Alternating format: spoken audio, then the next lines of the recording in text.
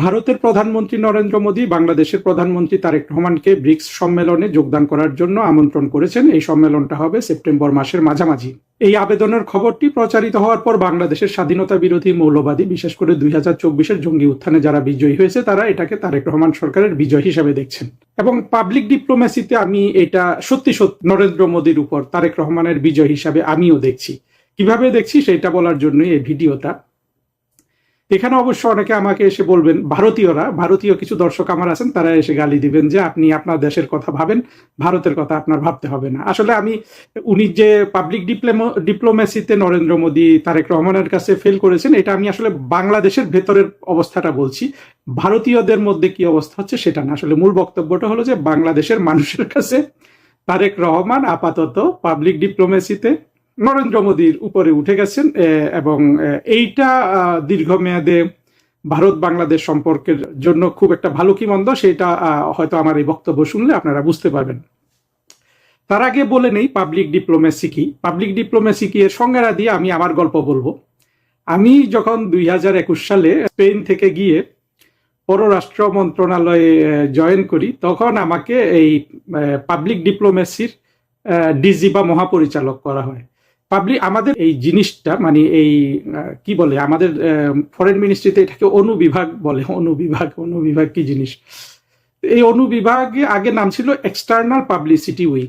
আমি যে সময়টায় যাই ঠিক ওই সময়টাই এটাকে নামটা পরিবর্তন করে পাবলিক ডিপ্লোমেসি উইং বলা হয় এবং এখনো সেটা চলমান আছে।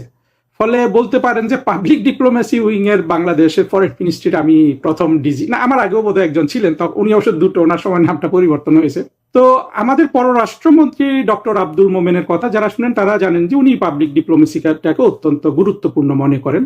এবং পাবলিক ডিপ্লোমেসি উইং এ আমি জয়েন করার পর থেকে আমি তো খুব আশা আকাঙ্ক্ষা নিয়ে কাজ শুরু করেছিলাম। কারণ হলো তার আগে পাবলিক ডিপ্লোমেসি উইংকে একটা ডিভিশন বানানোর জন্য ফরেন মিনিস্ট্রি প্রধানমন্ত্রীর দপ্তরে এরা সারসংক্ষেপ বলে চিঠিও লিখেছিল আর কি, অনেকটা বড় সড়ো করে ডিভিশন বানাবে। ডিভিশন মানে তো বুঝতেই পারেন যে একটা মন্ত্রণালয়ের যে মন্ত্রী পরিষদ বিভাগ একটা ডিভিশন, শিক্ষা মন্ত্রণালয় এরকম দুইটা ডিভিশন আছে। ডিভিশন বিশাল ব্যাপক একটা বিষয় আর কি, ডিভিশন অনেকটা একটা মন্ত্রণালয়। তো পাবলিক ডিপ্লোমেসি উইংকে ডিভিশন বানাবে, আমি সেই ডিভিশনের ডিজি।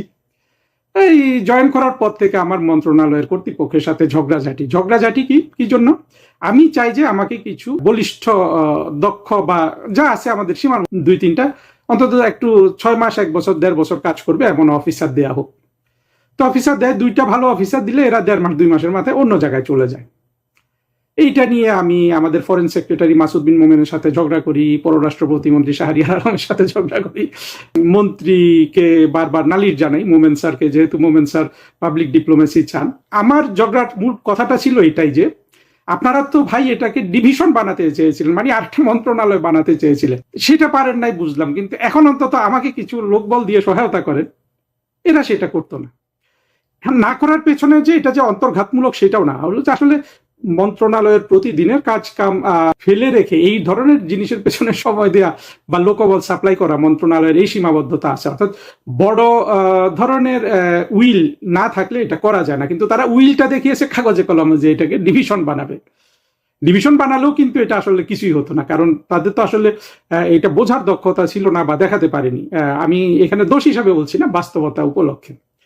এই যে আমি ঝগড়াঝাটি করি এটা ওদের কারো পছন্দ না, সচিবের তো একেবারেই পছন্দ না, সচিব আমাকে পাইলে খেয়ে ফেলে। আমি আবার আমার যে অফিসার গুলা ছিল ওদের বিদেশ ভ্রমণ টমনেরও ব্যবস্থা করছি কৃত্রিম ভাবে, হাতে পায়ে ধরে ভাই, একেবারে মানে হাতে পায়ে ধরতে হয় যে ওরা সহজ জিনিসটা বোঝে না। কিন্তু আমার ওই তর্কের উত্তর ওরা কোনোদিন দিতে পারবে না, যেটা হচ্ছে ডিভিশন বানাইতে চাইছিলেন উইং হিসাবে এটাকে আগে দাঁড় করা, সেটা কিন্তু তারা করে নাই। পরে আমি নিজে কিন্তু বিরক্ত হয়ে বের হয়ে গেছি। এই বের হয়ে যাওয়াতে আবার আমাকে সচিব মহোদয় মাসুদ বিন মোমেন সাহেব হেল্প করেছিলেন, যে আমাকে ভালোবেসে করেছিলেন তারা। উনি দেখছেন যে এই ছেলেটা মুখে মুখে তর্ক করে, চলে গেলেই ভালো। যাই হোক, সেইভাবে আমি আবার কানাডায় চলে আসি ডেপুটি হাই কমিশনার, একেবারে নিচের দিকের একটা পোস্ট নিয়ে। আমি ডিজি হিসাবে যতটুকু আমার দক্ষতা বা সেটার কিছু না। ওই কানাডায় ডেপুটি হাই কমিশনার আপনারা দেখবেন এটা খুব ছোটখাটো একটা পোস্ট, এটা এমন কোনো গুরুত্বপূর্ণ পোস্ট না। কিন্তু আমাকে বের করে দিয়ে নিশ্চয়ই মাসুদ বিন মোমেন সাহেব অনেক আর আনন্দ পেয়েছেন, আমিও বের হয়ে গিয়ে আনন্দ পেয়েছি। কারণ আমি দেখলাম যে যেই ধরনের কথা বলে বেশি কাজের সাথে মানে তারা এটা পারে না আসলে, মানে এটা দোষের কিছু না, কিন্তু কথা হলো যে গিমিক তৈরি করে, কিন্তু আসলে এই পাবলিক ডিপ্লোমেসিতে মনোযোগটা দেয় না।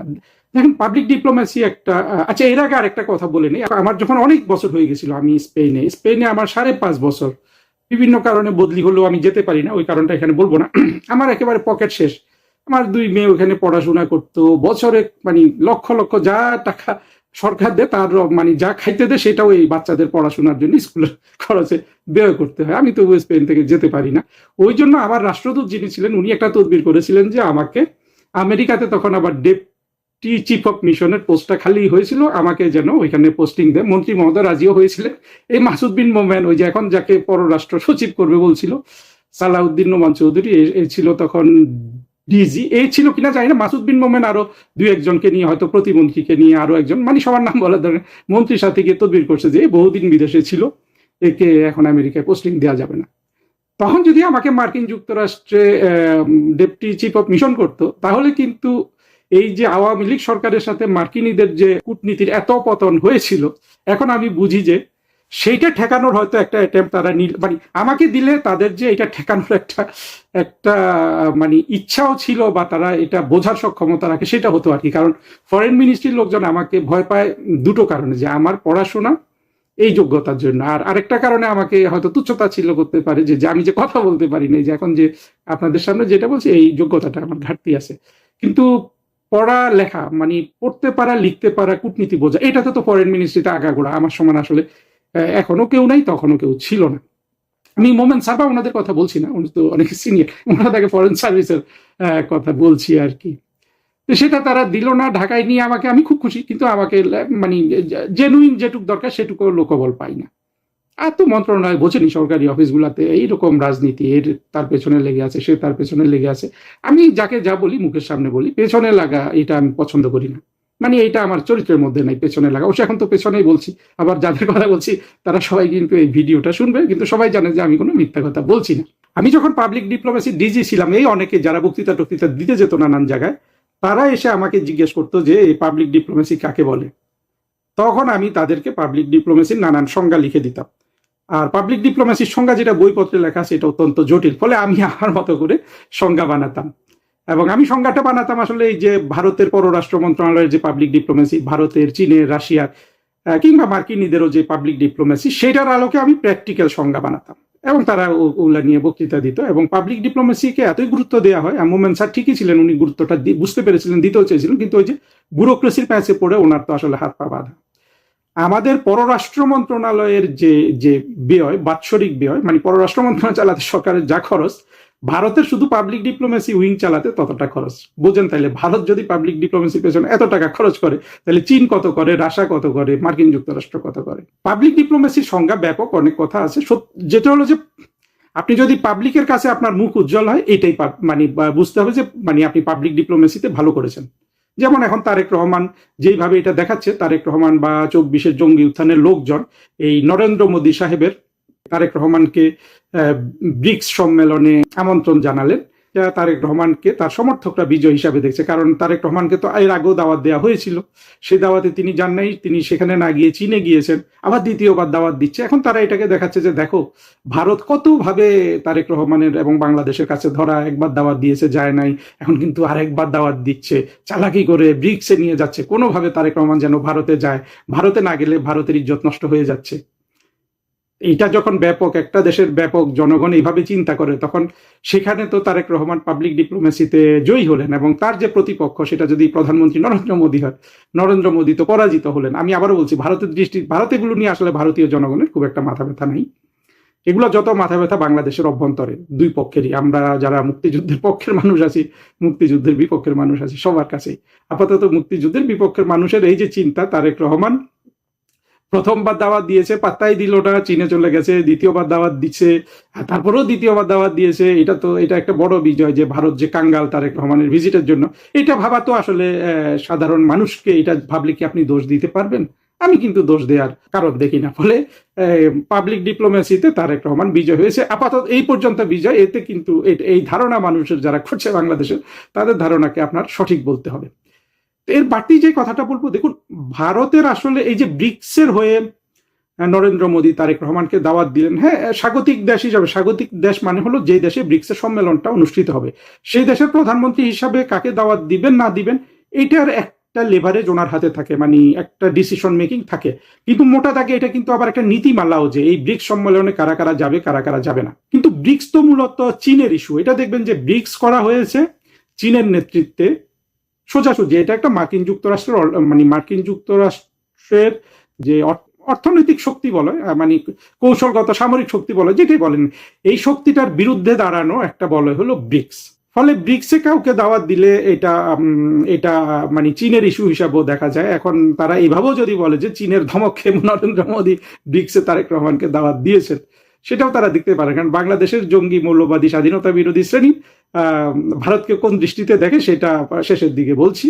কিন্তু তাহলে তারেক রহমানকে দাওয়াত দিলেন কেন? কারণ একটা ব্রিক্স ইস্যু, কিন্তু নরেন্দ্র মোদীরও ডিসক্রিপশন থাকতে পারে, কিন্তু মূলত এটা একটা ব্রিক্স ইস্যু। ব্রিক্সের প্রধান দেশ কিন্তু চীন। আবার দেখেন ভারতের কূটনীতি কিন্তু অত্যন্ত কঠিন, আমাদের চেয়ে অনেক কঠিন।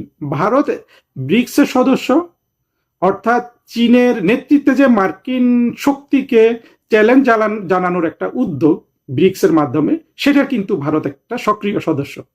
আবার দেখুন ভারত কিন্তু একইভাবে কোয়াডের সদস্য। কোয়াড কি? কোয়াড হলো ভারত, অর্থাৎ মার্কিন যুক্তরাষ্ট্র, ভারত, জাপান, অস্ট্রেলিয়া, এই চারটা দেশের একটা জোট, যেটারও মানে অনেক কঠিন কঠিন কথা আছে। সহজ কথা হলো সেটাও কিন্তু আবার চীনের একটা প্রতিপক্ষ জোট হিসাবে দেখা হয়, যেটা ভারত মহাসাগর আর প্রশান্ত মহাসাগর অঞ্চলে চীনের প্রভাব ঠেকানো হিসাবে এটা দেখতে পারেন। তো ভারত তাহলে দুই নৌকায় পা আছে তার, অর্থাৎ মার্কিন যুক্তরাষ্ট্রের সাথেও আছে, আবার সেটা কোয়াডে, চীনের সাথেও আছে সেটা ব্রিক্সে। এটা কিন্তু ভারতের জন্য এক ধরনের শক্তি। ভারত নিজেকে গণতান্ত্রিক রাষ্ট্র হিসাবে দেখে, যেটা সত্য, ভারতে তো গণতন্ত্র চালু আছে, সেই হিসাবে মার্কিন যুক্তরাষ্ট্রের সে মিত্র। কিন্তু সাম্প্রতিক বছরগুলোতে দেখা গেছে যে গণতান্ত্রিক মৈত্রী ঠিক ভালোভাবে ফাংশন করছে না মার্কিন যুক্তরাষ্ট্রের উথাল পাথাল শিফটের কারণে। আবার চীন ভারতের নিকটতম প্রতিবেশী, এবং চীন এশিয়ান শক্তি, ভারত, ব্রিক্স, এগুলা পশ্চিমা শক্তি বিরোধী একটা জোট সেখানেও আছে। এই যে ভারতের কূটনীতিটা, এটা তো একটা জটিল কূটনীতি, যে যাই বলুক, এটা মেনে চলা এবং এটাকে সাকসেসফুল করতে পারা, এটাকে আপনি সাবোটাজ হিসাবেও দেখতে পারেন, আবার জটিলতা হিসাবেও দেখতে পারেন। কিন্তু এটা সাবোটাজ না দেখলে জটিল কিন্তু যথেষ্ট, এবং এইগুলোকে এই ধরনের জটিলতা মোকাবেলা করার জন্যই কিন্তু কূটনীতি, ভারত সেই কূটনীতিটা করছে। এই গেল যে মানে আমি ভারতের পক্ষ থেকে তারেক রহমানকে দাওয়াত দেওয়ার যে কারণগুলো ব্যাখ্যা করতে গিয়ে এসব কথা বলছি আর কি। কিন্তু বাংলাদেশের স্বাধীনতা বিরোধীরা এটা কিভাবে দেখবে? সেইটা তারা এইভাবে দেখবে যে বাংলাদেশের যারা জঙ্গি, স্বাধীনতা বিরোধী এবং পাকিস্তানি সেকুলার নাস্তিক আছে, তারা কিন্তু একটা জিনিস মনে প্রাণে বিশ্বাস করে যে ভারত এক হিন্দু প্রধান রাষ্ট্র। হিন্দুরা কখনো মুসলমানদের সাথে যুদ্ধে যেতে না, হিন্দুরা মুসলমানদেরকে ভয় পায়, পাকিস্তানের সাথে ভারত যতবার যুদ্ধ করেছে ততবার হেরেছে। এগুলো হলো বাংলাদেশের মোটামুটি একটা মেজরিটি অংশের বিশ্বাস। আমি আবারও বলছি যে এই জিনিসটা, এই বিশ্বাস ভঙ্গ করার জন্য ভারতের তরফ থেকে কোনো উদ্যোগ নাই। ভারতের তরফ থেকে কিন্তু অনেক উদ্যোগই নাই, যেগুলো ভারত রাষ্ট্রের ঠিক তাদের প্রতিবেশীর সাথে কূটনীতিতে অবশ্যই এটা ভারতের প্রজ্ঞার পরিচয় বলা যাবে না। যেমন একটা কথা আমরা প্রায় শুনি যে ভারতের যেসব প্রতিবেশী রাষ্ট্র আছে কারো সাথে ভারতের সম্পর্ক ভালো নয়। প্রতিবেশী রাষ্ট্র কারা? ভুটান, নেপাল, চীন, পাকিস্তান, বাংলাদেশ। তখন বলতো যে একমাত্র বাংলাদেশের সাথে সম্পর্ক ভালো, অন্য কারোর সাথে সম্পর্ক ভালো নয়। বা শ্রীলঙ্কাও এর সাথে আনতে পারেন, শ্রীলঙ্কার সাথে যদিও স্থল সীমানা নাই কিন্তু সমুদ্র সীমানা আছে। এবং মোটা দাগে কথা তো সত্য। তো ভারত কি এই জিনিসগুলো চিন্তা করে দেখে যে কোন দেশের সাথে, মানে প্রতিবেশী সকল দেশের সাথে তাদের, বা মালদ্বীপও প্রতিবেশী বলতে পারেন, যে সকল প্রতিবেশী দেশের সাথে খারাপ কিভাবে হয়? আর সেটা যদি খারাপই হয়, বাংলাদেশের যে মুক্তিযুদ্ধের পক্ষের শক্তির সাথে যে ভারতের সখ্য, সেটাকে আরো উন্নততর করার কি ভারতীয় গভীর কোনো প্রচেষ্টা ছিল? মুক্তিযুদ্ধের পক্ষে শক্তিরও ছিল না, ভারতেরও ছিল না। তো ভারতের রাজনীতি বা ভারতের কূটনীতিতে এই আপনার কি বলবো, এই অদক্ষতা বলুন বা এই অগভীরতা বলুন, এটা কিন্তু বিদ্যমান।